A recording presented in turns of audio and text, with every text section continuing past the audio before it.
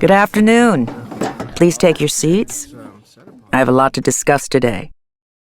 Today, I'm going to talk about one of the greatest adventures of the 20th century, Ernest Shackleton's trip to Antarctica. Now, there are other explorers who have been to Antarctica, but Shackleton's trip is especially interesting because his goal was to be the first person to walk across the continent of Antarctica. Also, as you'll find out, this trip was also special because of the problems and difficulties that Shackleton and his crew endured along the way. In fact, and this is interesting, Shackleton made his trip to Antarctica on a ship called the Endurance.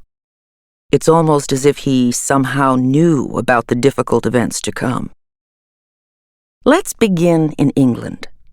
The Endurance left London in 1914 with a crew of 29 men, 69 sled dogs, and a cat.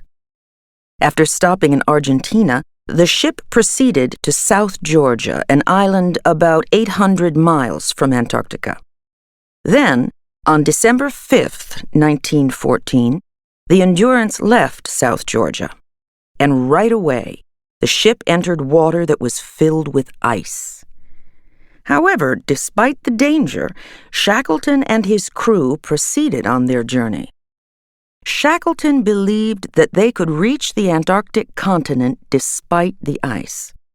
He was wrong about this, however, and on January 18, 1915, as the Endurance approached Antarctica, it became stuck in the ice. It couldn't go anywhere. The crew stayed on the ship, which floated along with the ice for more than 10 months. During that time, the crew lived on the ship, although they could go down on the ice and walk around if it was not too cold. On October 27, 1915, Shackleton ordered the crew to leave the Endurance.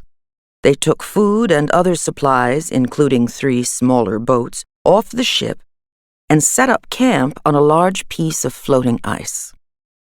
This turned out to be a good decision, because just a month later, they watched as their ship was crushed by the ice and sank under the water. So, is everyone with me so far? Any questions? Okay, then let's continue. For the next 6 months, the crew of the Endurance lived on the ice floating around the edge of Antarctica. They ate the food from the ship, but when that was gone, they hunted animals in the area and finally killed and ate their dogs. Finally, in April of 1916, the crew saw land. It was Elephant Island, which was about 100 miles away. They knew that the ice below them was getting thinner and might break at any time, so they decided to proceed to the island. So, on April 9th, 1916, Shackleton and his crew got into the 3 small boats they rescued from the Endurance before it sank. They put all their supplies in the boats and began the journey to Elephant Island. It took them 7 days to get there. The journey was terrible, and they all almost died. So now the crew was on land, but there was no hope that they would be rescued from Elephant Island. It was too far away from anything. The nearest people were on South Georgia Island, over 800 miles away. Despite the danger, Shackleton decided to go to South Georgia. He knew it was their only hope for rescue. So, on April 24th, 1916, Shackleton and 5 men left in one of the small boats to try to get to South Georgia.